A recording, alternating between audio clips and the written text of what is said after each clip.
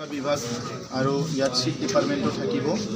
এইটো হ'ল Bodoland youth employment mission আৰু এই মিছনৰ আমি বিশেষকৈ আমাৰ যিসকলে গভৰ্ণমেণ্ট জব বা বিভিন্ন জব কৰিবলৈ চাকৰি কৰিবলৈ মন আছে তেখেতসকলৰ কাৰণে 4 গ্ৰেডৰ পৰা লৈ পেলাই অফিচাৰলৈকে বিভিন্ন কোচিং, বিভিন্ন ওৰিয়েণ্টেশ্যন প্ৰগ্ৰাম, বিভিন্ন ট্ৰেইনিংবিলাক দিয়া হ'ব।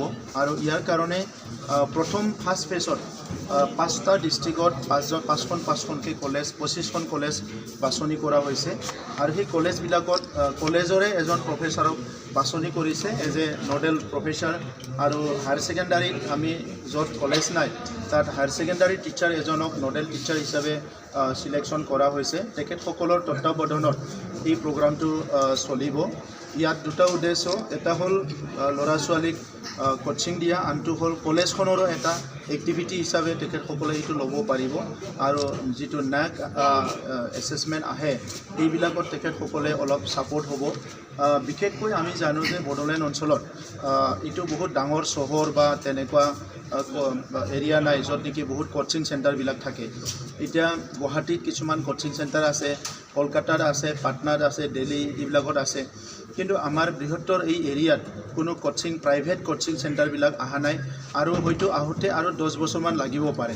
তো সেইকাৰণে আমাৰ যিবিলাক ল'ৰা ছোৱালী আজি হায়াৰ ছেকেণ্ডাৰী পাছ কৰি, মেট্ৰিক পাছ কৰি, ডিগ্ৰী পাছ কৰি ড্ৰপ আউট হয়, যিসকলে কণ্টিনিউ নকৰে সেইসকলে কিছুমান জবৰ কাৰণে এলিজিবল হয়।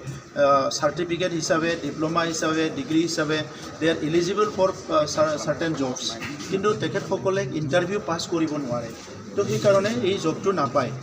সেইকাৰণে আজি আমি এই কথাটো ঠিক কৰিছোঁ যে এই এমপ্লয়মেণ্ট মিছনৰ দ্বাৰা ছেটাৰডে আৰু ছানডে এই কলেজবিলাক অ'পেন কৰা হ'ব। আৰু তাত স্মাৰ্ট ক্লাছৰুম অলৰেডি আমি দিছোঁ, তাত ইণ্টাৰনেট এক্সেছটো থাকিব।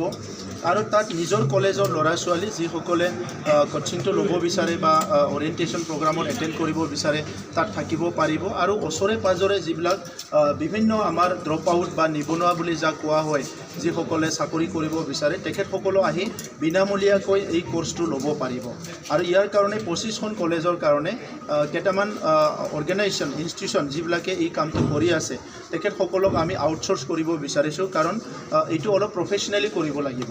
তো সেইকাৰণে আজি এই মিছনটো আগলৈ লৈ যাবৰ কাৰণে আমি চেষ্টা কৰিম। আৰু আমাৰ অঞ্চলৰ পৰাও মেক্সিমাম ল'ৰা ছোৱালীসকলে যাতে গভৰ্ণমেণ্ট জবৰ কাৰণে এলিজিবল হয়।